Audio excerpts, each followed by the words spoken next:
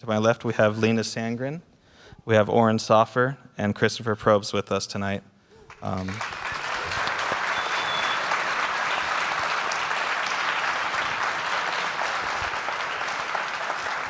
So just to name a few works here with Christopher Probst, he's known for his work in Mindhunter, working with artists such as Lana Del Rey, Billie Eilish, Taylor Swift, Eminem, Ariana Grande, just to name a few. He's also the Chief Innovation Officer of Synapse Virtual Productions, which deals with shooting in the LED screen arena. I don't say much more because I don't know much about that. He will, though. And Oren Soffer, known for The Creator, most recently. Also Fixation, short films such as See You Soon, and working with brands such as Nike, BMW, Mercedes-Benz, and Grey Goose, and also HBO. And Linus Sandgren, known for works such as La La Land, Don't Look Up, Babylon, and recently Saltburn.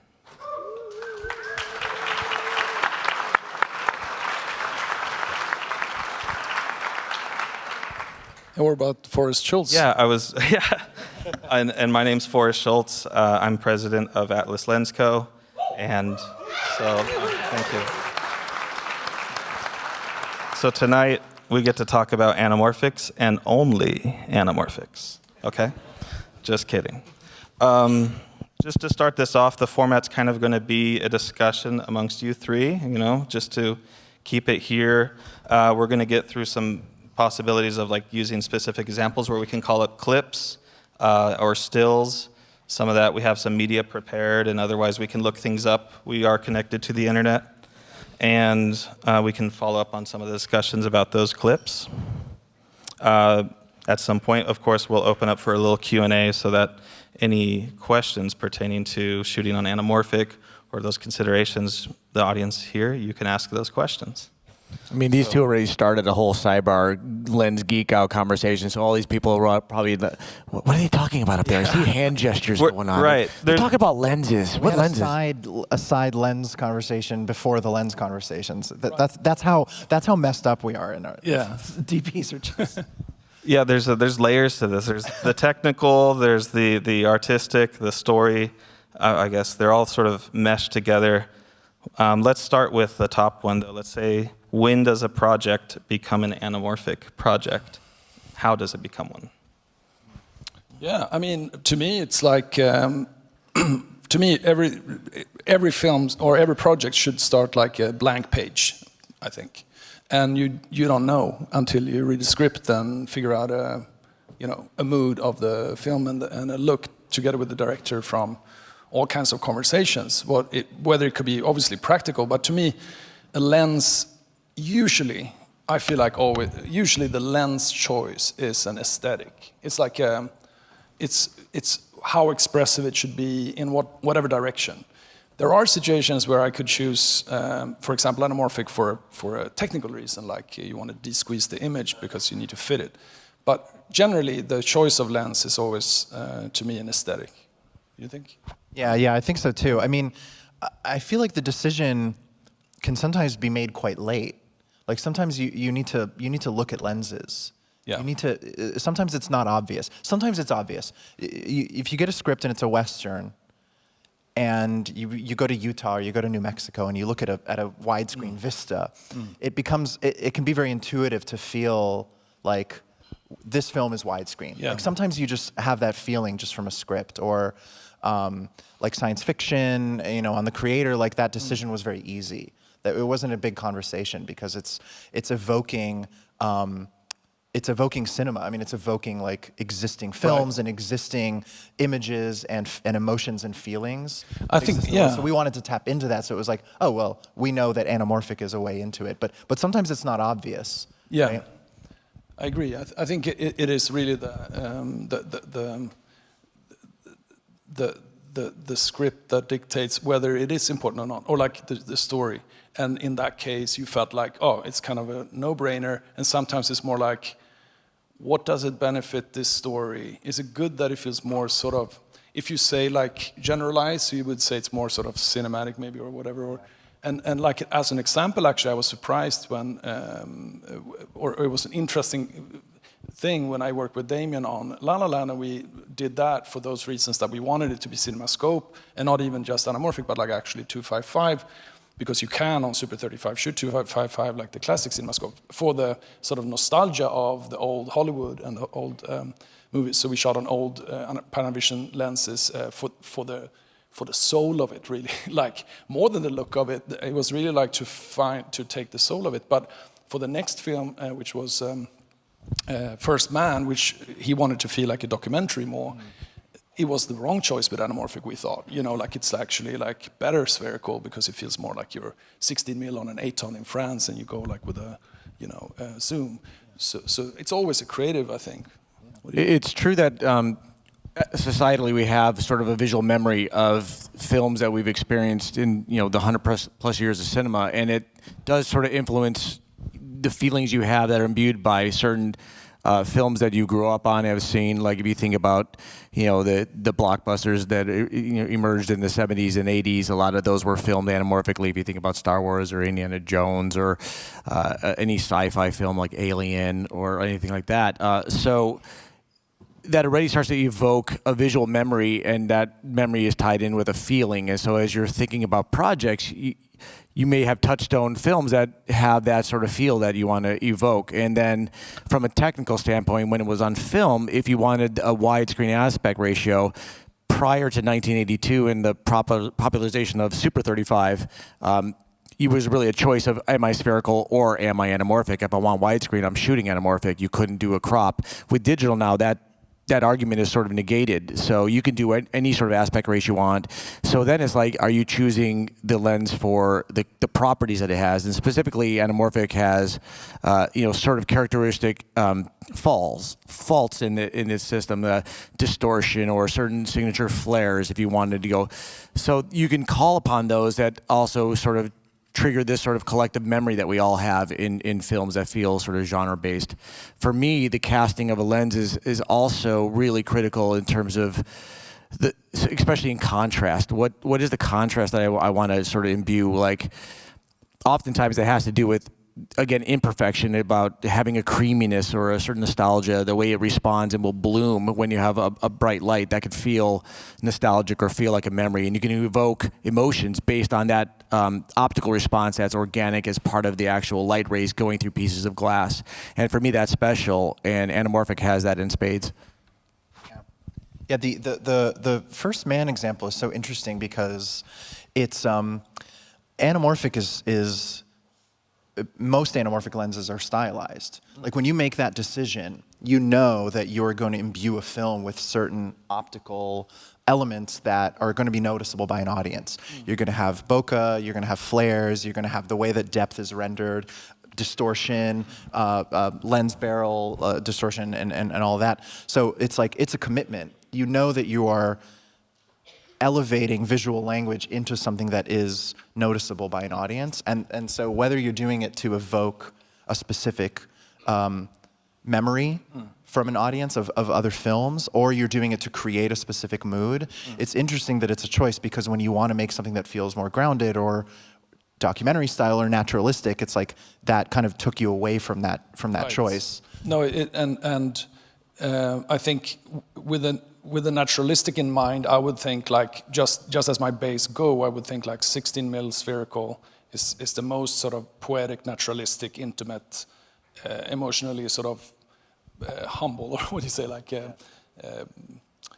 grounded or like low key and naturalistic and real. Yeah. And then on 35 you get a sharper image, so you consider that, but still spherical is a little more. And anamorphic is generally, to me, more expressive. So if you don't want it to interfere with the film in a sort of visual language that expresses and gets more sort of creative in a way, if you don't want that layer of a lens, then you're going to have to sort of really look carefully for those anamorphic, and then you could use anamorphic lenses that are very clean or much more technically. Right. There's something special that happens with the anamorphic process, because you have two different sort of focal lengths combined into one lens, two different planes of focus.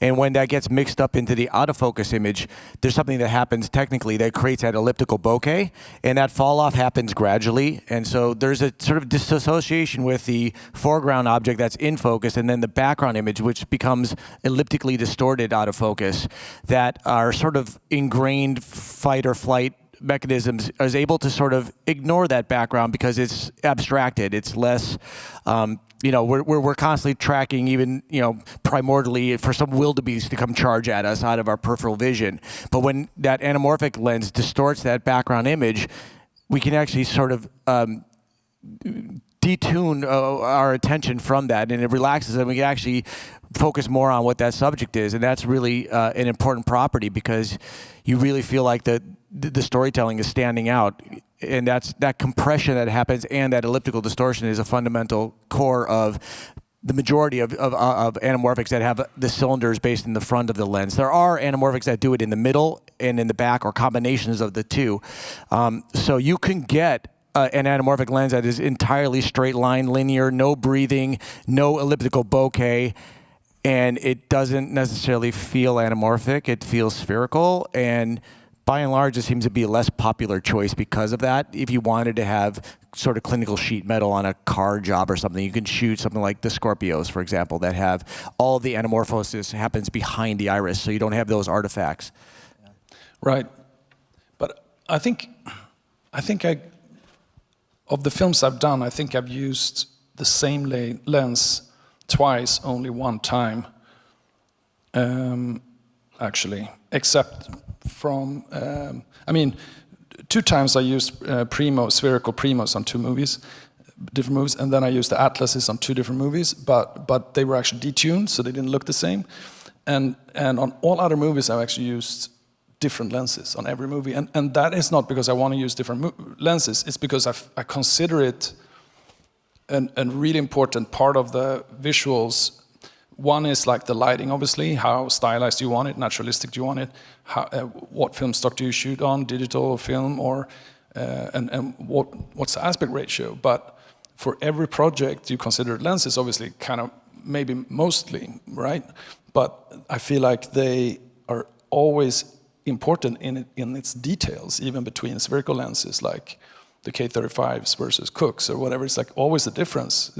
Something happens, so, and you see it when you test. So I really just test, and then, but it's interesting. But actually, to your point with the clinical, it wasn't necessarily clinical. But when we did Promised Land, we wanted to shoot that kind of ideally, that film on like VistaVision kind of, or 65 or something that reminded us of this sort of mid-century photography that happened, that was documentary-style photography in America of sort of after the war, and those references of stills was like crisp and colorful, juicy film, Kodachrome, I think it was actually, but we shot on film, but we used the Hawk 1.3 anamorphics on 35. Super 35. So we used the full negative to get as much image as possible, but we needed it to be 178 for video, but 185 for cinema. So the 133 with the 1.3 squeeze was really a choice to get as much negative on 35 as possible for the aspect ratio. So that was a technical choice. However, I love those Hawks. They looked beautiful, and they had an anamorphic feel to it, so that added something else as well. But it wasn't actually the main choice. So that's also like, sometimes I feel like that's important too, but... There used to be a lot of considerations when you're proposing anamorphic. If we roll back the clock to certainly like 50s, 60s glass, there was limitations ascribed to that choice. Traditionally, anamorphic lenses didn't focus close, so if you had a film that was very sort of in confined spaces, and you couldn't get the camera far enough back without having to cut holes in walls and that sort of stuff, or having to use diopters, and that throws the whole scale off. And then at that era, you're also dealing with non-video tap, so you're really sort of at the mercy of the focus puller and the camera operator to get focused properly. It became problematic. So, with a trend now to also sort of resurrect vintage lenses and remount them perhaps, or ideally rehouse them, those limitations are still there in older optics, but if you rehouse, you can fix mechanical problems that exist. So I know for myself, I shoot a lot of vintage glass in general, and I own a set of vintage Kowa anamorphics, which are really beautiful, but they're hard to maintain mechanically. The focus throws are smaller, so there's struggles to deal with on the technical side of that proposition. Also, certain lenses would fall off. You couldn't put the eyes close to the top of frame of certain anamorphics. It would blur out, or you couldn't play the periphery because of the distortion, barrel distortion. They would get stretched out. I remember even a couple shots on Endgame, they were using the ultra panatars, and at the sides of the frame, some of the characters were getting really kind of squeezed and tall and bendy, which was like, oh, okay. Yeah, I mean, we were just talking about it outside. Like the Kowa, we use the Kowa 75 for almost the entirety of the Creator, which is a beautiful lens. But the 40 and 50, which have been kind of omnipresent as anyone who's used like the full set of Kowas, you put those lenses on and like you can't pan the camera, because the distortion on the edges is so warped. It looks and like crazy. a Coca-Cola bottle, kind of. Yeah, exactly. Like you're looking through a bottle, and you can't put a person on the edge of the frame because There is a software for it, I think, or a plugin in Yeah, like, well, now you can DaVinci or whatever. They can now you can do redo anything. that. I think. I don't know. Someone. Well, that would apply to us more than you, who still delve in film a lot more. It's a little trickier because if you're doing any sort of, well, I don't know, you're doing chemical finishes, but still, I mean, it's less sort of tolerant on that. Ironically, I did a project which was shot spherically, but wanted to feel anamorphic, and so I'm looking at Seth right now because we shot a Mindhunter on Leica lenses, and then Fincher wanted to have a 1970s C-series feel, so then he went ahead and put in massive amounts of barrel distortion, chromatic aberration on the edges of the frame, anamorphic lens flare. Why? Why not just shoot anamorphic at that point? But in terms of his workflow, he wanted to have a whole sort of look around so he can basically restabilize and pan and recompose shots on the fly, do split frames to compose people, and with a bendy, distorted, anamorphic, flary lens, that would prohibit that post-process that he's sort of famous for, creating that very omniscient, clinical, perfect framing, operating compositions. So then at the afterthought, he takes probably the most flat, perfectly controlled, non-breathing prime lens you could do, which is the Summoluxes, and then distort the hell out of them and throw flares on it and make it look like anamorphic. So at heart, he loves anamorphic. He just doesn't want to admit it. Yeah, I mean, I just saw. I know it's pretty clear because I just saw The Killer. I don't know if you guys have seen it. Obviously, none of us shot it. You just need to find Eric Messerschmidt in the bar or something and get him down here. But it's the same thing. They shot on the Summolux, I think, and added barrel distortion, added anamorphic flares and everything. It's interesting, but it shows how much of it is aesthetic. Yeah. It shows how much of it is the aesthetics evoke a certain feeling, right, and a certain idea. Yeah. Oh. I was pointing my finger, but not at you guys. No, I'm just kidding. I wanted to follow up with that. There's so many, it seems like there's a lot of attributes of anamorphic that you just kind of can't hide. After, the first few shots, maybe a wide shot or something, you're not still sure, but eventually the lens is going to show itself. And I've kind of sort of heard this as it's like looking at a movie through a window. And that window has a character that's sort of fixed in place. And with the advent of sort of starting with a perfect image and layering it on, you're kind of trying to recreate that window experience of looking through. But more to the technical difficulties, or the challenges, I should say. What are the considerations that you take on set when shooting anamorphic, knowing that these things might show up, and how do you pre-plan for that? I mean, you just test. You test the lenses, you figure out what their limitations are. The main ones that'll come up is close focus and exposure. So some anamorphics are just slower than others, certainly slower than spherical lenses. So lighting comes into play. You have to consider how much light you need. And close focus is probably the big one. Is mostly vintage, older anamorphics have limits on close focus. Some of them are quite extreme. Like there's some lenses that won't close focus past 4 or 5 feet. Yeah.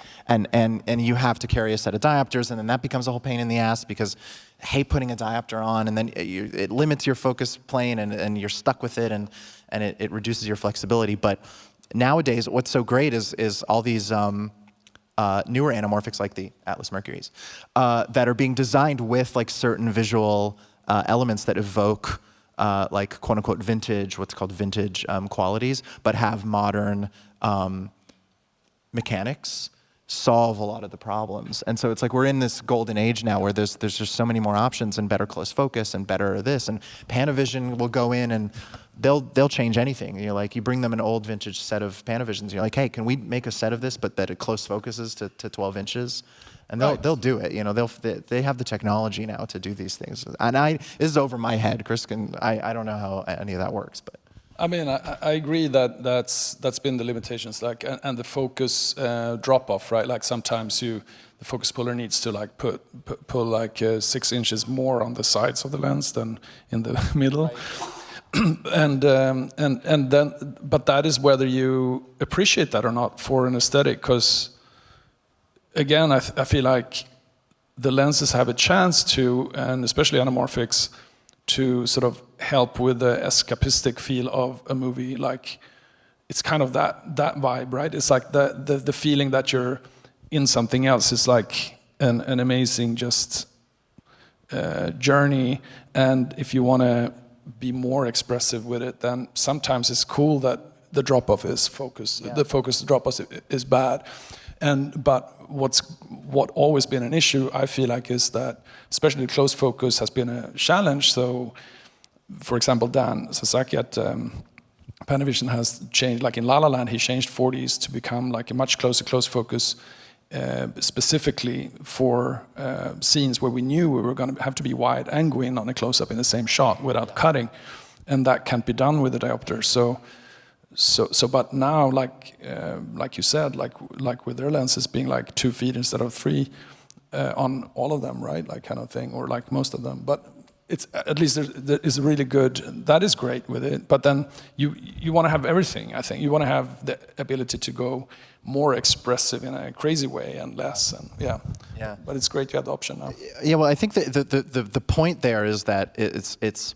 I always get a little crazy. I'm curious, Chris, to hear what your thoughts are on this. But when people say like, you should shoot a lens at this stop, like, oh, the Panavision C series, like. You should shoot it at a 5.6 or you should shoot it at a 4, and it's those are technical considerations that are so irrelevant, I think, to what we do, because it's so much more about aesthetic and about the emotion, exactly, and shooting vintage lenses wide open where the fall off is greater and where they are a little soft and they do have that kind of edge distortion and they do have that bit where the top and bottom blur, like that creates a feeling. And so even though those are quote-unquote technical flaws in the lens, it's ultimately like that's part of our toolkit, is to decide how much of those flaws we lean into. No, totally. I think it's also like, I guess, I mean, when cinema was invented, obviously everyone strived to make a better, technically better film stock, a technically better lens, better camera. Funny enough, the 2709 has been like the most steady camera ever since 1912 or whatever. But so I feel like I try to think about this, like what happened. I feel like maybe the MTV sort of anyone growing up with sort of MTV generation and later has changed sort of a little bit of mindset towards, specifically like lenses, maybe, actually. It's like, to me it feels like they always constantly was like perfected, always was like, got to get a better lens. If you were offered to shoot on 16 mil and then they said, no, we can shoot on 35, that would be better. It would be better to shoot on 65. It's like everyone would strive to get on better and better and sharper. And so when the Master Primes came out, or the Leica sphericals as well, even like 2000 something, right? Or end of the 90s to, I mean, some people here may know better, but it's like, it was actually better lenses. While now, later, we kind of look for the opposite. We sort of look for lenses, expression, right? Yeah. Especially with the digital, I guess, it's been kind of, I mean, what I can look at a film, right, and like all of us can look at a film and we feel like, oh, that's amazing, look at the blue flares. I'm sure at the time, people would like try to avoid those blue flares. Oh yeah, I mean, all the imperfections that we're paying homage to, they were radically trying to avoid and flag off and control, and that breathing and distortion, so much so they would not have actors come close. I mean, there's the famous anamorphic mups of the original CinemaScope lenses that prohibited close focus because they would get all jowly and stretch because of the anamorphic focusing solution. But now, in sort of the modern era, we're sort of paying tribute to those imperfections and sort of having the option to dial that in. We've gotten so advanced with anamorphics in control that you can have something that resists flare and maintains contrast very well and doesn't breathe, like master anamorphics, for example, or the Scorpios. And now we're actually getting into, like, let's tune some of that back in. Let's change the coatings. Let's change air spacings, or let's introduce filtration within the lens to make it more expressive, more responsive, and have these imperfections. I did a job with my COAs I was just telling Oren about this, in Colorado. I did a car job, and we had a freak cold front come through, and vintage lenses largely were cemented with a tree resin called Canada Balsam. It gets brittle and yellows over time, but it's also not very sort of thermal tolerant to changes in temperature. So we're shooting break of dawn in Colorado in the snow, and all my lenses, the glass is just constricted, but the actual coating, the actual cement did not. So all my cylinders separated. And I'm looking at my lenses, just, I'm like, ah! The director loved it. The flares were amazing. So, you know, there you go. It's like $6,000 of damage and beautiful flares. So, you know, all of them had to get re-cemented with modern UV curing epoxy, which is much more pliable to temperature changes. But there you go. You know, what was, 10 years ago, some cinematographers, paperweight on his desk that you couldn't have a film student come and haul it to the bin to throw it away is now worth $250,000. So go figure. All lenses now are applicable from the 30s and 40s to modern day are all sort of being reapplied and retooled for those very reasons. What do they bring to the camera? Was a 1930s Cooke Speed Panchro designed to be an 8K lens? No. What will the 8K sensor do behind a blurrier, flarier, creamier lens? It will recreate all those nuances and imperfection really well. So you're grabbing all those qualities that it's having, the reactions to the light, the bloom it creates, a spread across the frame. That can get faithfully created. When it was on film and it was earlier generations, you were striving to try to maintain contrast through this entire system of IP and interneg and print and multiple generations and all those degradations that happened to image. You had to start with as much of a robust image on your negative as you could. So the strive to get more and more contrast, more and more sharpness out of the lenses was the mandate. Now that's not so much of an issue. We've lost all those sort of generational changes with a digital post flow, but also, we don't need all that sharpness, and we can capture it now and use that nuance as part of our storytelling tool. So that was a real sort of eye-opener for me. It was like, wow, the look starts with the lens for me. And when it was on film, it was like, if you're a Panavision guy, you got primos. If you're an Arri guy, you got master primes or ultra primes or super speeds. And you weren't really thinking about the look that the lens brought. You're thinking about the film stock, if you're doing like bleach bypass or doing ENR or some sort of technique to muck with the image, or if you're doing cross process and all these different techniques to affect the image in some sort of post-production, whether it was even photochemical or digital. But now it's all captured digitally, and you're able to really see what the lens brings. And it was kind of like a watershed moment, I think, for the last decade. And the market shot up because everyone realized, wow, the lenses are doing something organic and creating a mood. And now this lens, suddenly, that no one was shooting on, is like hugely popular again. I just to add, I've been thinking about that transition of like when that switched a lot, because it's just a funny thing what we talked about before about how lenses, in addition to their aesthetics, they also evoke certain feelings and memories of other films and of culture that exists. But it is funny to realize how much of that is evoking things that were probably mistakes or flaws at the time. And I remember rewatching The Taking of Pelham 1, 2, 3 and some of the other Owen Roizman anamorphic movies in the 70s. And I wonder, because obviously I've never talked to the guy, so there's people here who could probably tell us some stories. Like on a shot in the New York subway, we're shooting wide open on these crummy anamorphics that are falling apart. The background's falling apart. It's so blurry. C-series. I think Sasaki's going to have a bone to pick with you. And it's like, is he just like killing himself? Is he just banging his head against the wall? Like, this looks terrible. It's so broken. It's so flawed. And then we look at the film now, 40 years later, like, this looks amazing. Oh, it is artistic. The way it creams on the lens. It is beautiful. And I wonder that. I'm like, did they? Yeah. Was he realizing that at the time, or they were just fighting it the whole time? No, they were struggling to get the most pristine image that they could at the time. But you know, you're battling the medium and the technology. Limitations of the film stock, the lighting. I mean, I remember in the 90s. I mean, I grew up in Sweden and started in Sweden, where we didn't really have much of anamorphics. Actually, we had to take it in from London, or there was sometimes Panavision was in Gothenburg for a while. But in general, it was like you had to bring it in from abroad, or otherwise it was spherical cameras, Arri cameras, or Aton cameras.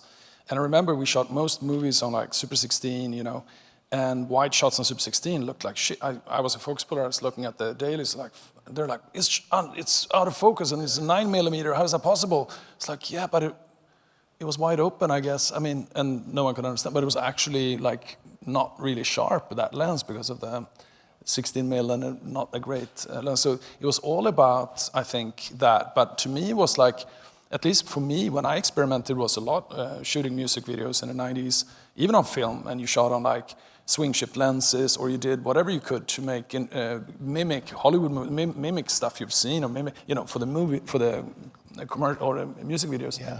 But it wasn't that much to choose from. So when I think about it, I think I usually picked like size super speeds over like master primes for budget reasons, right? Or for like, oh, it's nice, it's little.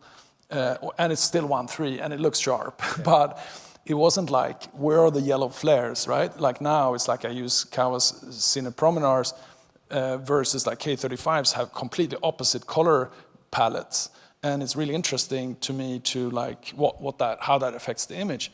But it definitely came, I think, later, like on the whole sort of, a little later, I think, after music videos. Yeah, but the music video shout is interesting, though, because did you ever do stuff like... We looked at, like, those movies, right? We looked at it, it was like, oh, fucking beautiful, how out of focus it is in the background. Let's shoot wide open on those lenses, how guerrilla it looks, right? Or like, that's so cool. Did you ever do, because I know that in those music videos and in that heyday when it was in its peak, this was before my time, you guys were doing some crazy stuff. Did you ever do like scratching the film and baking the film in an oven and all sorts of stuff like that? Yeah, that kind of stuff. And especially you had more film stocks to choose from. So to me, it was a lot about like you cross-process the Ektachrome, and then how that looked versus how it looks now to cross-process is different. And then you could set the scanner differently with more light output, and then whether you had overexposed it or, you know, it's like all these things that you still can do, but we had more stocks to choose from, I think, too. Used a lot of like tobacco filter, that kind of stuff too. A lot of filtration, I think. Yeah. It's interesting to think about how much that aesthetic in the music videos in the 90s drove like a lot of what we consider like the modern aesthetic of cinematography now, like in terms of trends, in terms of lighting, and even just this idea of wanting to muck up the image. Right. Like coming from that. Yeah, that's interesting. Well, it's ironic. I mean, the moral of the story is you kiddies got it easy comparatively, but there's such a wealth of options now, more so than ever before, not only in terms of all of the arsenal of vintage lenses, but all of the new series of glass that's coming out. For a good chunk of time, there was really only 2 manufacturers of anamorphic that you could choose from, one of which you couldn't buy, which was Panavision, and then Hawk. And then there was a smattering of sort of vintage stuff out there of, you know, questionable serviceability and functionality. But then, you know, now we have so many more options out there. You know, you talk about like screwing up the image. It's funny because every time I try to do my worst job, I wind up getting a nomination on something. So I have the Lana Del Rey video that's nominated for here was shot with anamorphic, for example, and we were paying homage to film noir. But there's a component of it also, which is like, it's a movie within a movie, like the BT.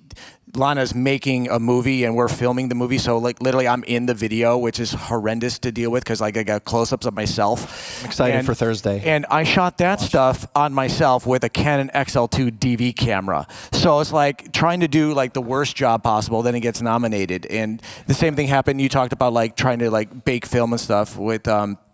I did a video for Muse, Knights of Sidonia, where we printed all of the negative, all of it, not even just like selects, to low-con print stock. And we just scratched that up, beat it up. And when I tried to make the video look like it was shot by a black and white cinematographer who hadn't quite figured out how to shoot in color yet in the 1970s, doing a metaphysical, chop-socky, David Carradine sort of kung fu video, but financed by Soviet bloc, like arms dealers who want to get into the film industry, and shot in Kazakhstan. So it's this completely haywire thing, and you try to do your worst work. It's again paying homage to those sort of visual memory touchstones that you have associated. So I think, aside from like thinking about like story and character and servicing the story, there is this visual lexicon that's part of ingrained in us. I always it's like a cliche image if you think about like, a couple lying in a field of wheat and they're looking up at the sun and you're shooting this it's out of focus and you feel the light. I mean, and if you have a lens that has a lot of sort of spherical aberration and the coatings don't respond, it creams and milks out. That's all organic, and you get that on film, and it's like, it feels like, you feel like it's like the organic way of doing like a sepia tone flashback, but you're not doing the sepia tone. It's just in the lens responding to light. And for me, that feels like a memory like I have of like childhood or something. So how do you evoke those emotions by using optics is like sort of the next level for me in terms of when I try to pick lenses or make lenses. I find stuff that I don't want to go and like buy a $500,000 set of lenses and shoot every project for the rest of my life on to justify buying them. I'd rather make some weird oddball one-off things and then rent the stuff that I will need. If I own lenses and they're not right for any given job, I have no problem with renting. I own 2 different sets of anamorphics. I own Atlas Orions and I own my vintage Koas, but I shoot master anamorphics all the time. I just did the Zelmus on the Lana Del Rey video because I wanted the same sort of the Panavision vertical breathing. There's different qualities based on the optical formulas they use to create anamorphic focus. We talk about front anamorphic where it puts the cylinders up front. Well, you get those big flares and it has the oval bokeh from the iris as well as a lot of breathing associated because it's in front. So those attributes start to already influence the image. And I talked about the way that the autofocus image affects our sort of way we look and scan the image as we're watching it and how we can feel like the characters popped out. So all of that ties into it. Oh, that's great. I was sitting here obviously thinking about something here. I got the, when you brought up, let's see, that look that you're talking about imparting with these aberrations, with all of that, with those qualities of the lenses, and the limitations that you brought up, Linus, with the like close focus being one of them in the past. It made me think, just like how kind of there's been a curve back towards degrading the image that we were just discussing, and trying to put that some sort of nostalgia maybe, or just a memory of like what cinema feels like. Maybe also some of these things like camera movements, right? We get into situations now where we can put the camera in a lot of different places that in the past we might not have done. And it kind of makes me think maybe there's a difference why I see things, movies and things being done now where they might feel different than the movies of the past based on all these considerations, focus, distance, like if they're constantly just getting close-ups, camera moves that are sort of slightly, in my brain, impossible, versus maybe in the past. Maybe there's some power, is what I'm trying to get at, is maybe there's some power in using those limitations of the past and emulating them or keeping them, continuing moving forward. I don't know what your thoughts are on that, but that was just something I had in my mind. Yeah, but absolutely. I think it's about kind of rather maybe than nostalgic, that it's like personal, like that they have personality, the different lenses. And if you consider their personalities, and I think I totally agree with you with that, you can evoke emotional things from the past, and you think of a film or you think of a memory. But I feel like depends on what film you're doing, you may, or projects, especially like with music videos, a lot of sort of experimentation, and you want to be expressive usually, I guess. Yeah. But on a film, on a movie, maybe you just want whatever your own language that is. Say should be very subtle. You shouldn't feel the camera. Then I would probably not. I would be hesitant to use anamorphic if I want the camera to be very subtle. Like, for example, so it has to do with that more in the base of it. It's like remember that whatever you choose, like you shoot on film, on 16 mil, on this, everyone that has shot a lot of digital knows that there's a difference between the digital cameras even, right? And obviously the lenses, and each of them are individually interesting for different things. So just think of what is, for me it's just, I need to think of first what I want it to feel like and how will it affect what I want it to feel like if I do this or this or this, and then you test it. And what's great now, like that you create anamorphic new lenses and other companies, but that we're getting more new lenses that has listened to the people, like about that we like sort of individual sort of personalities, I think. Yeah, I think there's a good point to emphasize there, which is that, like, to me, tell me if you guys agree, like, every film has its own personality, and every film has its own world that you're building. And sometimes that, and not just film, by the way, commercial, music video, like any project has a world that you're building. And sometimes that world is nostalgic. Sometimes it's intentionally evoking something from the past, because it's not a shortcut. I don't want to use that word in a bad way, but it's a quick way to evoke that emotion, or an efficient way to evoke it. So again, like going back to the creator, evoking very specific film language from the 1970s and from science fiction from the 1970s, and that informed the anamorphic lens. But it also informed, to your point, how we moved the camera, and it informed a lot of little micro decisions that we made in the film language holistically. Like, when do you push in? How do you use dolly shots? How do you create evolving blocking, like Spielberg-style evolving blocking shots, and minimize coverage and that kind of thing, and have the camera constantly moving? That's a very 70s thing, specifically in science fiction and in that kind of stylized storytelling. But we also did stuff like we wouldn't stabilize our push-ins.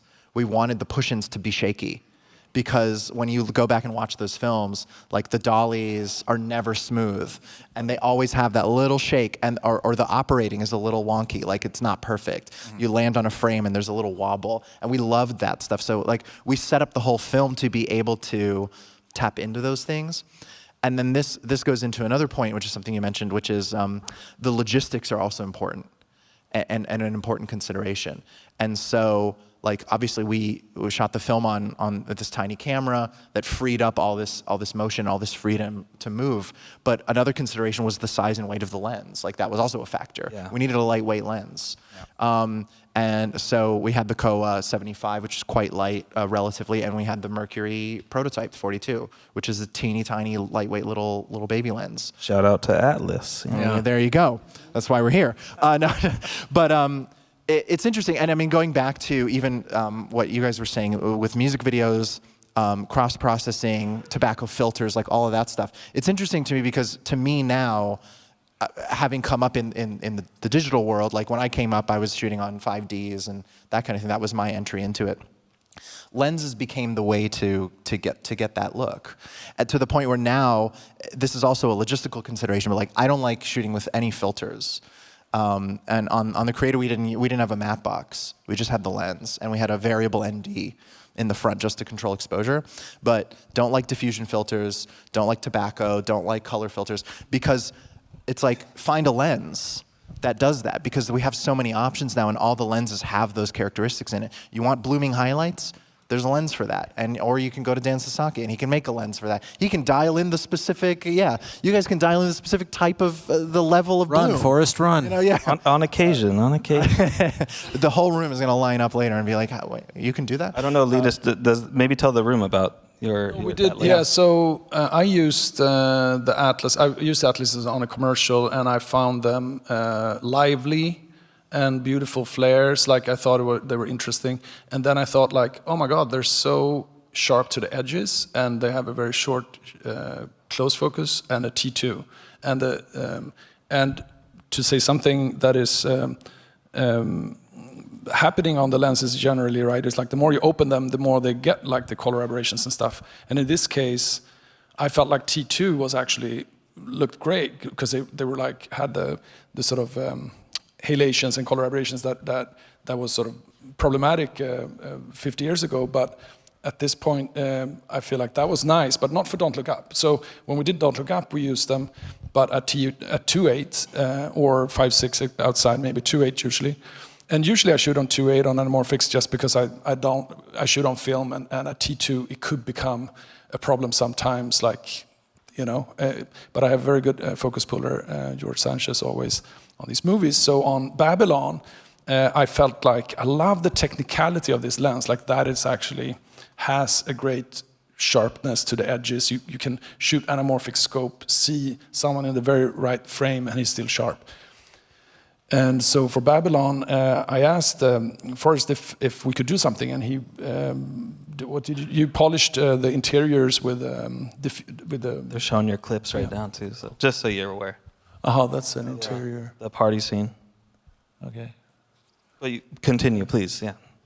Well, so on this one, because this film had, I mean, the idea with it was that it was obviously about Hollywood and about filmmaking, and we really wanted it to feel like an epic, or Damien really wanted it to feel like an epic film about civilization, like that kind of level of epicness, and at the same time very punk, right? So with it being very, very punky, we wanted to overexpose like this is overexposed extremely, but it's still sharp to the edges, but you still get the bloominess in especially in certain contrasty situations when the highlights are really bright and the blacks are black, and you get this bloominess that happened on the old lenses sometimes if they had been scratched from being thrown around. And so Forrest solved that by going inside of the lens and screwing them up basically, but with some sort of powder, right? Like a cerium oxide paste, essentially, that we depolished and you know, polished the lenses. Took off, put some aging into it, essentially, and tried to make them look a lot like some vintage optics we were comparing to, so that they would get, so Linus could get more of that halation. Note the panicked first AC there, you know. Yeah. The AD is Spike Jonze. Yeah. Yeah, George didn't like it at first. He was kind of dubious about it, but then once we saw the look, I think it started to land. So this film is outside. We shot at T4, but on all interior nights they're actually T2, like wide open. Plus that it's film stock and it's push processed one stop, and like a shot like those exteriors are overexposed, like a lot. But the point is that why? Well, because we wanted it to be more expressive than, for example, Don't Look Up, that was more slick kind of look, right? So it's sort of that's so useful, I think, too. It's really important that you can do. The other aspect of anamorphic in general is the aspect ratio, right? Is that we have this 2:3:9 palette, right, to compose on, and if you look at some sort of classic 70s stuff like Sidney Lumet films, that like they really play framing and stacking compositions and sort of the staging of the camera. Even if it were a lock off, there's one of my favorite films from Tony Gilroy, Michael Clayton. There's a commentary on the DVD that he talk about like paying homage to that sort of 70s staging and really playing the extremes of the frame and having a character in the background and you're focused on the foreground and really sort of using the width of the format to its maximum. So that's a big part of also like why you would go down the road of a choice of an anamorphic. Certainly you can do the same thing with a Super 35, but not with the same characteristics of the compression that happen and the different focal length. So it changes the way that you can frame and compose based on that larger vertical format focal length versus the wide. So you're getting a little bit of the both lenses at the same time, which is interesting, and you get the double.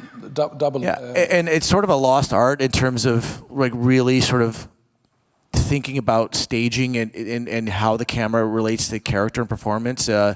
If you watch even like John Ford films and John Huston films and stuff, like the way the camera and the actors are moving, it's like all these multi-point, and they're doing it all on like dolly position A to B to C, and they're moving around the room, and it's like your master turns in your close up and your wide. Like it's actually really elegant, and I think there's a few practitioners that do that. If you think about like Scorsese or Spielberg, but a lot of times, if it's relegated toward sort of shot farming for editorial and not really making a distinct statement, that becomes like the producer's like safeguard, like, oh, we can just chop it up any which way, so just hose it down, versus really telling a story. And I think anamorphic as a choice, it already sort of is guiding you in that way and being a little bit more classical, because you know the guys that came out of theater were really playing with the dynamics of staging and telling the story visually, and I miss that. Like when I get with the directors that really want to get into like thinking about blocking. Gotta find better directors, man. That's fun, you know. It comes down to the director, doesn't it? No, Who but I thinks mean, about blocking obviously, I mean the blocking.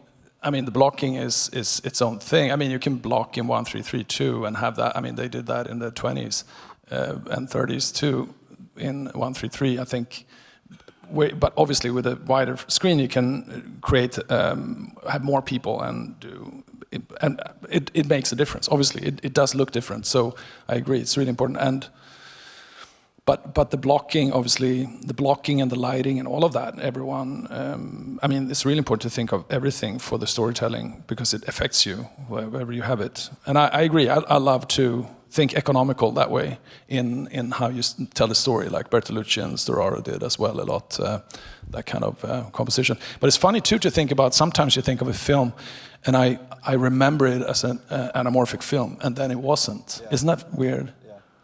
Like, Which one? Well, I thought of like The Conformist. I thought it was 240, and then I looked at no, it's 185. Yeah. Mm. It may even be 166. It might be 166. Yeah. But it's all because the composition is so specific, and usually you think of 240 films being composed that kind of way. I think in my head, I guess when I think of it. Yeah. And by the way, go to shotdeck.com and look up High and Low, Kurosawa film. Just one of the best uses of widescreen compositions and blocking of characters. Insane case study of like using that format to its maximum, like like the stacking of different things. And what lens was that on? A lot of those were Franscope and like the early sort of Japanese anamorphic films were using a lot of French anamorphics they bring in, like dialyscopes and stuff like that, and then eventually they started making their own anamorphics, like Nippon scopes and cinemascopes. And there was a NAC also was a big contributor in the early generation of anamorphics in Japan that evolved also into the Kowas. They co-developed off of their sort of cylinder design, which is actually pretty fascinating and kind of hard to tap into. I had one guy in Japan who was going into like technical libraries and pulling out the trade journals from the 50s and getting all the ads for the, and talking to some of the original engineers who were in their 90s who were creating the anamorphics in Japan, which was like incredible resource. Like, oh my God, this is nuts. Like, this is information that would literally disappear. And when I was writing the book, there's like a number of people who like, by the time I had the thought to interview them, they died the year before. I was like, oh. So, you know, it's fascinating because it still informs what we do. Even like, I'm fairly nerdy on the technical side of things and like understanding how a lens works or how a digital camera like ones and zeros processes and digitally encodes something is fairly geeky, but I don't walk around the set like a robot thinking of ones and zeros. I think I want to move people, I want to make people cry, or I want to evoke an emotion. So all that sort of fades into the background of my mind, but it informs the choices. And I have this sort of Rolodex in my mind I can call out to, like if I'm trying to create a certain effect, I know how to achieve it technically, therefore I can apply it. So that's how my brain works. I have to break it down into components and then figure out how I can apply it. Yeah. To move, Oren, you had mentioned a clip. Maybe I think we can get them to pull that up, but we're gonna, let's queue up maybe some special shots that you helped provide to us from the creator, just to speak a little bit more to the kind of that callback to some of the previous filmmaking of the 70s. Yeah, you'll see it exactly. You'll see the film language in the clips, but also look at we'll see what we put up. Yeah, I mean this one's good because you already start to get a lot of. So we shot the whole film wide open, and so these lenses go to a 2.8, and actually some of them go to like a 2.3. But 40-50 or 2.3. Yeah. The 75 is a 2.8, and then the 100 is a 3.5. exactly. So we were at a 2, and pretty much everything you see here is the 75 Koa. But to us, well, there's two interesting things to point out. One is the aspect ratio, because we did 2.76, and that's a technical result of shooting on the FX3. 16:9 sensor. Yeah. When you put a 2 times anamorphic on it, it actually de-squeezes to 3.5 to 1, which is awesome. And if we had guts, we would have released the film like that. Gareth really loved it. The director loved it. But there's a few music videos that were shot in like 3.5. It was like back in the Red 1 days, the 16:9 sensor, and you put some anamorphics on it, and you got that widescreen. Anyway, we compromised on 2.76 because it's a legacy aspect ratio. Yeah. It was it's the CinemaScope. Yeah, Ben-Hur. Ben-Hur. So we cropped off the sides quite a bit. But you can see all the characteristics. I mean, to us, it was what you were talking about before about how anamorphic, the way it renders depth, like really isolates character, was really resonant.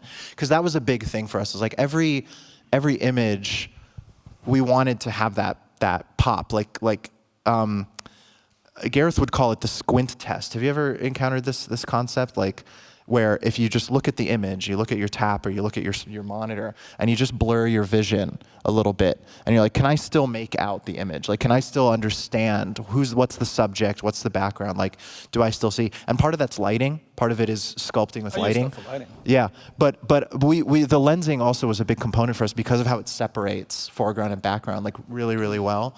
And yeah, some of these shots are the Mercury 42. That one's Mercury. So you can tell because the bokeh is a bit different shape, but we used that when we needed a wider focal length. So inside the car, so obviously a tight space. So the 75, it's a real car on a street. There's no cheating here. We didn't take off any doors. So in order to get the camera in there, we needed the 42. Like all these interiors are 42. You can tell. Prototype, right? The early model. It's the sensor size. It's the prototype. So it's a 4K sensor, 4.2K, 40 millimeters. Yeah. It's quote unquote full frame, but it's 16:9. So it's the width of I don't know the millimeters offhand. Oh, so gotcha, Sony will kill me. So But it's like an LF kind of thing. It's like an LF sensor, but it's 16:9. And actually, the Mercuries work really well with it because it's a 1.5 D squeeze. Yeah. So actually, the Mercuries. The Kawas covered it. The Kawas covered it. Yeah. Well, the 75 covered it, Oh, okay. and the 100. Oh, gotcha. The wider ones, I think, vignetted a little. Yeah. But the Mercury is great because it de-squeezes to 240 from a 16:9 sensor. So it's a perfect example of like we were talking about before with covering, like using the full. The full width of your film stock, or using the full width of your sensor. It's the same thing. So sometimes that's a consideration, but for us it was all aesthetics. There were no technical considerations there. But yeah, the other thing that I wanted to mention was that something about anamorphic that we had talked about on the shoot was, even though it's stylized, like we talked about how it evokes cinema and it flares, the bokeh, the depth rendering, those are all elements that are not. Those don't parallel human vision at all. Like, that's not how we see the world.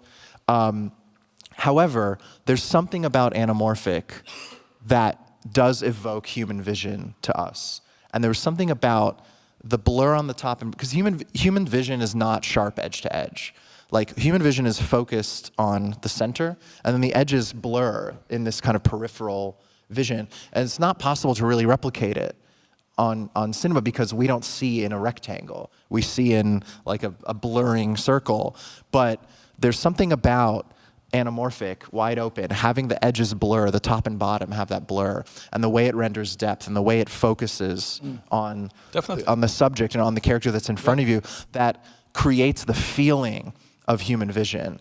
And it's not trying to recreate it. It's trying to create the feeling of being there, of creating something that feels real, you know, like that feels present. That's what we were after. But it's two different things, because it's like what you refer to is right, but real, if you think of like, then in that case, a digital video, like a video camera at its purest, like a digibeta, is, I mean, in one way, much more like exactly how it kind of looks than film, but the film and anamorphic lenses and these things are humifying. It's sort of humanizing it. It's contradictory. It's humanizing it in a way, because Yeah. I think you cannot watch something and feel emotion if it doesn't look impressionistic. It needs to be an impression of reality. It can't be like actual reality, because if it's a photocopy, there's nothing human about it. So somehow it's like weird, because your eyes don't. So you're not a fan of high frame rate then? Have you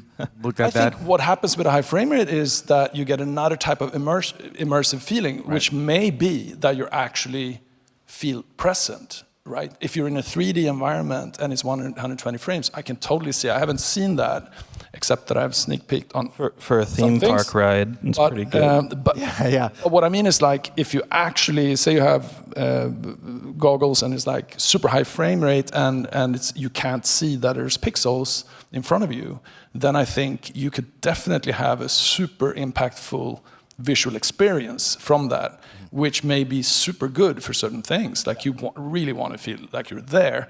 But I feel like what we're striving for generally is some sort of impression of reality that helps convey emotions, and the emotions come with expressive things. It's like art. You don't want to see a painting that looks like, normally. I mean, Oren, can I just say to your point, what I was getting at was that it's kind of like you're describing the viewport in which the framing happens, and the human vision can be sort of emulated by those edges in the frame, and combining with what you're saying, I see it as you're talking about the being present, being there, seeing it as it was, and I think about it more like it's the ideal version that we remember. It's almost like that's what's captured, and that there's something magical about that. Is like we idealize things as humans. Our emotions. You look back, and maybe the memory you had about something, how it made you feel. If you look back and revisited that day, maybe it wouldn't be so romantic or beautiful or something so moving. But don't trust anybody. Everyone, unreliable narrators, all of them. It's the same reason why I use like lots of atmosphere and stuff, because it's like if I just plunk the camera down and it just feels like exactly as my eyeballs, it's like. Well, I'm already looking at that with my eye. I need to imbue it with something that takes it to some other place, and that's part of it. Is like the lens choice. Maybe using haze that's reacting with light, so because as much as I can do that's something physical and tangible, like putting atmosphere in the air, that's actually funny. It's a good segue, because with like visual effects, and they can't use any sort of atmosphere or anything like that. And you're like, but it's part of the storytelling is reacting to the light in the air, and then the optics are reacting to that bloom that's in the air.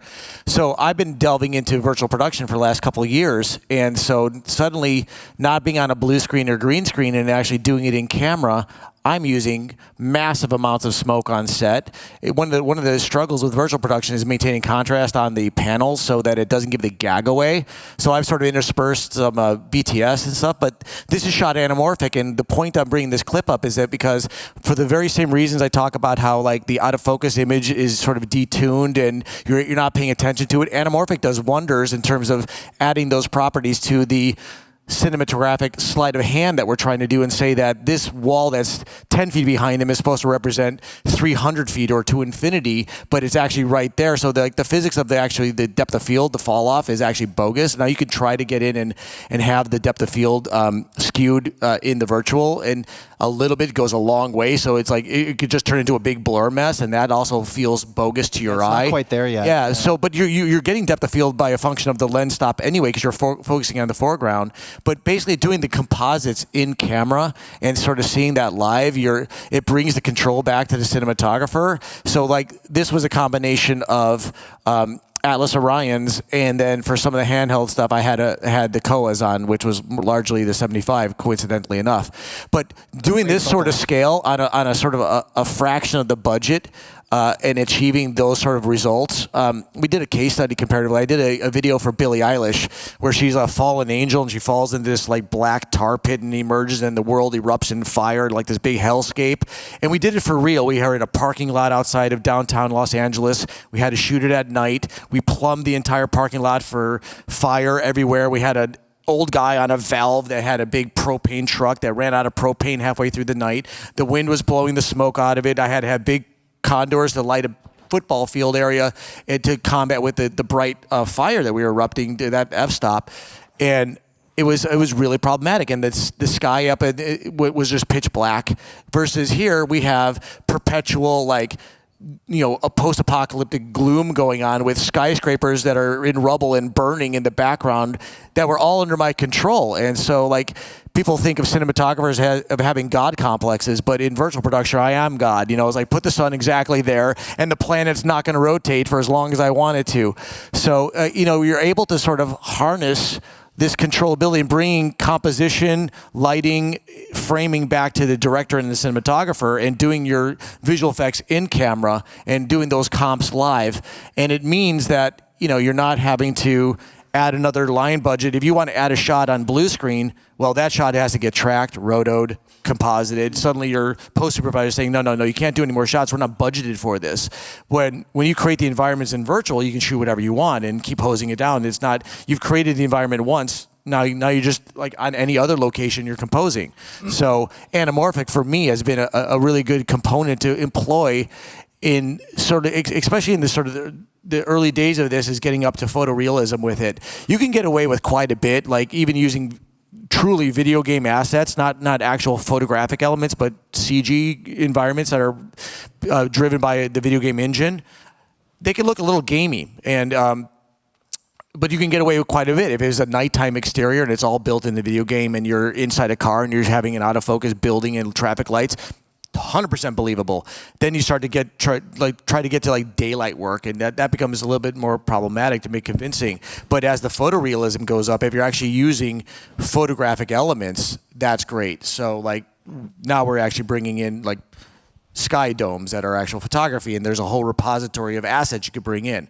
So like the anamorphic is like that final like icing on the cake for me to like tie all that together in camera, that compositing happening, because a little bit of haze in the air that's reacting to the blooming of the light from the panel is reacting organically on set. I'm leveraging that to create the believability of it tying in with the environments. And then the lens is doing the same. It's reacting to that bloom. So if you get an expressive anamorphic and atmosphere in the air and a hot spot on the panel, all of a sudden it's all homogenized in camera. So I brought that clip as sort of a counterpoint to like doing everything live and shooting on film. It's like, okay, let's take it the other extreme. Let's do it completely synthetic. Let's be on a bogus big TV wall behind us. And what does that do with anamorphic? So, but just a sidebar on the volume, because when we did First Man, that was the whole idea of creating volume, was to shoot it all in camera. And we wanted the interior of the cockpits to be on 16mm for the quality of the intimacy of the sort of poeticness or sort of closeness to the characters. And we did test in IMAX, we did test in 35, and the studio wanted us to shoot in 35 because it was a bigger budget movie. They didn't want it to be like 16, but when they saw the test, even the studio felt like, fuck, that's how it has to look. It has to look like real. And the reason we sort of created the volume for that, which was a 180 LED screen, we made it so that it was 30 feet away from the camera, because on the lens, right, you have from 30 feet to infinity is very little, but if it came too close to camera, you got like the sense that, because the producers were like, why don't we just put the LEDs right outside the window, because the depth of field will be wrong. And to your point then, shooting anamorphic helps obviously, or 65 would help because you get a shallower depth of field, so it's harder to see the problem with it. But if you're in a cockpit at like 1 foot from the face of a guy and then you rack to the Earth surface, it needed to be sort of realistic in our film. And it's, I agree with you, it's like a great illusion. And ironically, if you watch First Man in the dailies, the producer told me like as well, he was like, I'm so sad actually this film is released not like the dailies looks, because it's like 95% there. It's like we didn't use any blue screen, and it's all visual effects in pre-production that we extended to other usage too, because we were thinking like tracking up along the rocket for creating elements to sort of get them in an elevator up the Apollo 11. But instead, I was like, why don't we just shoot actually the plate in Cape Canaveral, and then we do like a CG rocket So, I mean, I feel also like, of course, the CG rocket is perfect. If it's out there, 30 feet away, and you're in a shaky elevator, and we shoot it on 16 millimeter as we go up the rocket, and we can rack to it and back, and the production designer put down like beams in between, and smoke and shit outside. And it really looks that way in camera, and you can put other layers and stuff. So, but my recommendation is to have like as deep volume as possible, but the limit is obviously the ceiling. So, Let me just say that film was jaw-dropping for me, especially like when you start to cut to the wides and like the lunar whole sequence is just like, oh my god, just like heart skips a beat when you just, and with the score too, is really like that whole poetic moment there is just really inspiring. But it was also like we did choices like that, like where you want to go from 16 mil, and then as you come out on the moon, you want it to be as clear and sharp, and sort of you want to see how empty it is. So then you go IMAX, and that kind of thing is so important, and that's where I feel like in that comparison, that is sort of like much more naturalistic, and then there's naturalistic films in anamorphic too, but you make your choices for emotional reasons, I think. Did they show the clip from? I wasn't paying attention because I don't have eyes in the top of my head. Yeah. The final clip from the creator with the tentacle creature. Is that a daylight exterior? Or No. I think they're going to bring it up because we're talking about it now. Yeah, it's on a. Let me see if it. Yeah, this. Okay, so just to your point, this is on the volume, and it's everything you mentioned. It's anamorphic, wide open, atmosphere, like handheld, gritty, very little disregard for VFX. But they were on board with what we were doing. Like there wasn't any pushback because this was designed, and so for close-ups, all the close-ups you're getting in-camera finals, which is really helpful. Wide shots, they're replacing the environment. Like this shot is replaced because you see the edges of the volume. Like you just see the end, the wall. You see the floor. But 95% of it is there, and it's exactly what you said. It's like this, it's just the perfect interplay of in-camera lighting coming from the wall, interacting with the anamorphic, interacting with the atmosphere, and it just creates the illusion. And to your point, Linus, that there's this trend. Have you guys seen this trend where there's people that hand draw like photorealistic replications of photographs, and then you zoom in and you're like, oh, this was done with a pencil. Yeah. And it's amazing. And they're like, this took me 90,000 hours or something to complete. But then you look at the whole thing and you're like, okay, why? It just looks like a photograph. Yeah. Like when you look at it from afar. It's a very impressive technical feat. Yeah. But what does it actually evoke in terms of emotion? Right. There's nothing impressionistic about it. There's nothing subjective about it. And that's what cinema is, and that's what anamorphic does, and that's what film stock does, and that's what, like, all this stuff that we do is to create that impression of reality. We're not trying to recreate reality. And just to go all the way back to high frame rate and stuff, that was the issue with it for me, is it's creating reality. It's too real. That it doesn't feel impressionistic. It feels like you're just on a set looking at an actor wearing prosthetics and makeup and acting, and you're like, but that's not what I want. I want to. It pulls you back to reality. I want to be immersed. Exactly. I think it's sort of exactly the opposite from the charm of sort of the aesthetics of the filmic, whatever. But I know there's a point that. Ang Lee did when he did his 120 frames. He didn't want to recreate. He feels like, why don't we push the limits towards what digital can give us instead of trying to make digital look like film? Why don't we shoot on film if we want to do film? He loves film. Yeah. He just feels like, let's try something else. And the only way to see it is actually in that frame rate too. And I haven't been able to actually see it in that frame rate. So I can't tell. But I think it's just an interesting concept. And I think it comes with those new sort of things that for video game and stuff, I think it's going to be more and more sort of immersive that way, instead of it's going to be more and more photoreal. It feels like, to me, that's what they strive for. I'm sure the visual language of the way that younger generations who've come up on from television then to video games and TVs that automatically have a higher frame rate plugged, so that if you don't know how to turn it off, you get used to that. And so I think visual response is going to be evolving with the generational gap. Like, we cannot tolerate, like, we got to look at a 24 frame flickering playback. I think it's two different things. Yeah, I think anytime you want to be sort of emotionally moved, it's one thing, but the other one is like, if you want to experience that you're inside this war game, right? It's like, then it feels much more maybe Maybe, I don't know. But for films, I wouldn't think it's better. No. Personally. I'm curious, Forrest, do you think we should like open up to questions to see how this conversation, because I would like to interact with we're on the everybody same page, I think and sort that- of, I think my that whole time. dread with any sort of like panel discussion is when I'm sitting in the audience and I walk out and I didn't learn one thing. And I'm like, that was a waste of my time. So I always want to try to give We're as good on much time still, like so let's do technical that. points or tips or tools of the trade. Yeah. So like if we want to open this up to questions and any sort of regard to that, either aesthetic or technical or Yeah. Are there lights up on the audience too? Just yeah, they fade them see. up when they do questions. So Yeah, I want to make sure we keep track, and then if we can get microphones to people, we'd love to start that because that's There we go. exactly Now we can right. see everyone's faces. It's that time of the eve. We'll share. Okay. Question over here.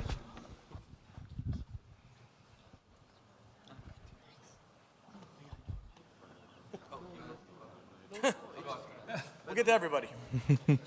We'll get to every. Hi. So we're in a great age of all these new lenses, a lot of anamorphics especially, but we haven't seen a lot of anamorphic zooms. I'm wondering if you guys have any, I don't know, look forward as to what's coming in the zoom direction. That's something that we are looking at. That's for sure. I guess that's my question. And a fast zoom, T2. And is this something that you guys as And DPs with are with interested really in? good close Yeah, focus. a 0.95 zoom And minimal coming soon. breathing. So, yeah. Yeah, we definitely are looking at And the, small and lightweight. Yeah. 4 Frontal inches, amount, 5 yeah. inch, really pocket size. Yeah, Hawk and Panavision would take umbrage with your comment because they do have a series of good anamorphic zooms that are options as well. It's an important thing. It's something we've been asked for a very long time, and just to give some background, not to steal too much time, but we're working through learning every time we do something, right? With the Orions, we learn a lot about what these lenses do, and Mercury, we learn a lot about how that's received, and did we move into something that's meaningful. Every time we try to come out with something, there has to be sort of a meaning behind it, and it's a very personal thing. Kind of going back to that, we're creating these lenses that are personal to us because myself and co-founder Dan and all of us at Atlas Lens Co, the whole team, there are things that we respond to, and it would be wrong if we don't respond to it and keep moving forward. So we really study these things out, and Zoom is on the mind. So yes, that's all I'll say. But that's the thing too, actually, like you said, now I think many people who make lenses now think of it more like what they want to do for a personal reason. Then that is like, how can we make this technically better or whatever. It's more like from what you feel is like great for your kind of characteristics in your lens. Right, because when we started, there's so many options already that are leaning into that technical perfection category. So by choosing anamorphic and by choosing not only anamorphic, but striving to kind of pull back onto these older optimization techniques or looking back into older lens design and trying to play within those limitations. I think there's something to be said about that. There's no A-spheres in the current Orion and no A-spheres in the Mercuries. And there could be, A-sphere is an older technology, but we just chose to use that as a limitation to test where does the image want to go, and it sometimes provides a more classical, in quotes, answer to what you get. And yeah. Shoot. Who else? Thank you for doing this, by the way. It's very awesome, and to see that there's other people that are as obsessed with lenses. But I had a question. I've worked with some directors that are maybe less technically versed or specific with their requests with lenses, and I'm curious if you guys have worked on projects where your collaborators maybe had conflicting taste with what you wanted to propose, and also at what point you involve specific directors that might not be as specific with their request into the lens choice. I can just say, if I may, that I don't want to tell the director what lens we should use to begin with, because I don't want to, it's not like I like this. The reason we choose a lens is because it comes from the script and then the vision of director and what they want to convey, what kind of feeling. If they're into like some sort of emotional sort of escapade, like, you know, you could tell in the discussions, oh, and you think as a smart cinematographer who knows more about lenses, feels like he's gonna or she's gonna wanna have something anamorphic probably, and see how clean and dirty, do you like it to be very like, you know, like I kind of wanna work with the director in a way where the director's vision, whether it is outspoken or not, but they may not even know themselves, but you in the discussions get to the conclusion, this will be the best for you, right? It's like you're, that's how I approach every director. It's like always important that we're making the film the director wants, but they may not know it. But so then you start to propose, like, so see, I'm going to do a camera test, and then we look at it together and judge, you know, together. And then you could be like, but I really wish the lens was much lighter because it's all handheld or whatever. So, you know, and you guide it in the direction. And I feel like I kind of always made the choices eventually, but they agreed. So it was like, we agreed. We came to the conclusion always, I think. Like, yeah, the loneliest experience for me as a cinematographer, even being sort of like a major technophile, and you would think I would want to dominate all of the visual aspects of it, is having a director who had no opinion on the visuals and say, oh, just do whatever you want. Well, that's the least inspiring for me. I like to be challenged into different ways. So the more visual the director, the better the engagement is for me. It's like we're creating something together. We're coming up with new ideas, maybe pushing me out of my comfort zone and doing something differently than I would fall back on. So I respond to the most visual directors who want to really have an opinion in craft and talk about the focal length, the camera placement, the angle of the flare, or whatever it is. It's like, yes, like let bring it. Like if it's just say, oh, give me some of your magic, it's like that's boring, and that's just like it's just me like riffing on myself. A quick example was actually where when I worked with David Russell on American Hustle, it was the first film I did with him, but we kind of felt the 70s, we felt it wanted to be 240, we felt it wanted to be anamorphic actually. And the only thing is, like in all those discussions, you come to other compromises, like he doesn't like to be compromised with, for example, shooting for only 4 minutes on a Steadicam because it's a 400-foot mag. So I figure like he's gonna wanna have like a longer, because they started to talk digital, and I was like, that's not as good as shooting on film in this case, I thought. And perhaps if we shoot 2perf spherical, you get a 240 image. It's a compromised anamorphic. It's not anamorphic look, but still it's 240. And we started to discuss it. Like actually, when you think about it, it's kind of a guerrilla style cinematic. You know, like it's a little more like as if you're not completely, fully sort of Hollywood rich, but a little more sort of gritty, and I love 2perf for that reason. That is actually quite gritty and still 240 or even wider natively. But the point is, it became a compromise on the lens for the need of other things like you know, film shooting time or flexibility of, we had to be on Steadicam as well and stuff like that. So ironically, look at all your you know, spaghetti westerns that in your mind are anamorphic. Largely, they are 2perf Techniscope. If you talk about Sergio Leone and all those things, so you know, grain was a thing that was a component of that because they were blowing it up from you know, a very smaller negative compared to anamorphic. But it's funny, but yeah, it's because they were more about the widescreen of it all, so that's why they created the anamorphic lens in order to get it widescreen. It wasn't about getting bokeh. That was a by effect, right? But yeah. Yeah, I think the big thing is testing. Right, it's you as the DP have the knowledge base of what lenses are out there and what they look like and what they feel like and what they evoke. And so I think that's well, first and foremost, I agree. I don't think it's the DP's job to say, I think it should look like this, right?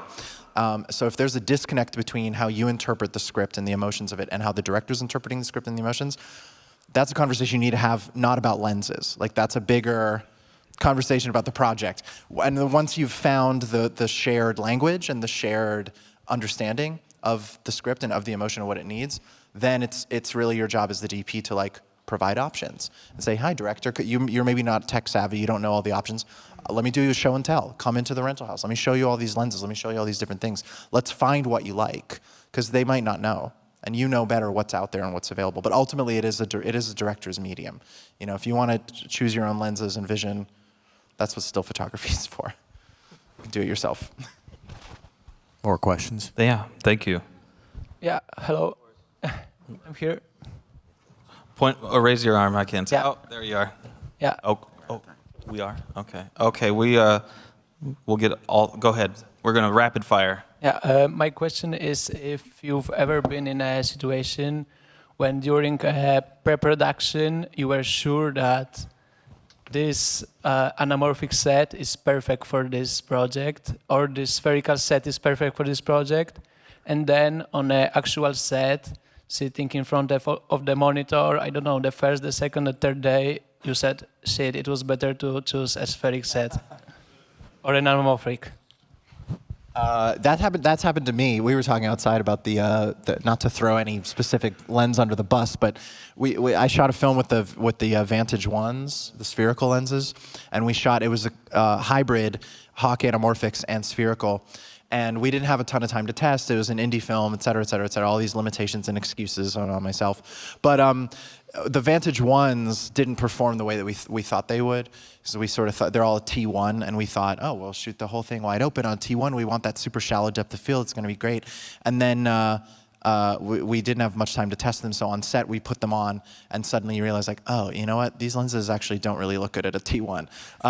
Well, they look good for certain things. For certain things, yeah. A dream I have a sequence, story about that perhaps, too. or something We very did subjective, but yeah. I did a Britney Spears video, and we had an intermix of K35s, and I thought, oh, I want to get these new T1s, right, and we'll shoot them at the night work. And because they open to a T1, they have a lot of spherical aberration, which creates bloomy creaminess to it, right? And at night, it was a gauze bomb. It was like too much. We had neon signage in the background and streets and stuff, and it was way too much. So then we wound up using the K35s of that. However, in the desert daylight work, I opened it up to a T1, and it was fucking magic. It was like, oh my God. Looked like so really you get a T1 lens, and you shoot it in the desert at high light, but you don't do it at nighttime when you get a gauze bomb. And so it's kind of ironic. But again, casting the right lens for the right look. I mean, the desert work at T1 was incredible. Yeah, and testing, which we didn't really get to do. That was the problem. And then, like you have done on those projects too, I do that oftentimes too, that I have actually more than one type of set of lenses. Not that I rather actually have one set of lenses and then not two similar, but like the other one is different somehow. So sometimes I've had, like, didn't we have on Babylon? I think we had the one that was sort of tuned, the customized, but we also had Todios. We had Todios, and for other types of even more extreme, and also I think didn't we also have a sort of an untuned version, or maybe I had like a prototype of the 25. Oh, the 25 It hadn't come out yet. Yeah. Yeah, right. But no, I've had mishaps like. Kind of like where we had issues with focus, but more because we used a lens that had a very short throw. I mean, the focus was a quarter of the lens, so it was more complicated for the focus puller. More like that kind of thing. Why I changed. Yeah. I just was informed. It's the 35K35 you're talking about right now, the notorious like 40 it was degree on American rotation. Hustle, yeah. Steadicam K35. That lens wide is a open, widowmaker for ACs, you know. But now with the rehoused version Good of that, ACs, yeah. That's less of an issue now. But that was a function of that original housing with the K35. It was like a nightmare. Yeah. I want this. Tricky, but it could be done. It's just tricky. I want this discussion to continue, and so I'm going to invite everybody to come to Burbank, California, where I know that we will continue stuff like this. This happens, and I guess we were out of time, so I wanted to thank everyone here, Linus, Oren, Chris. It's been amazing. Thank you. Thank you, everybody. Thanks for coming.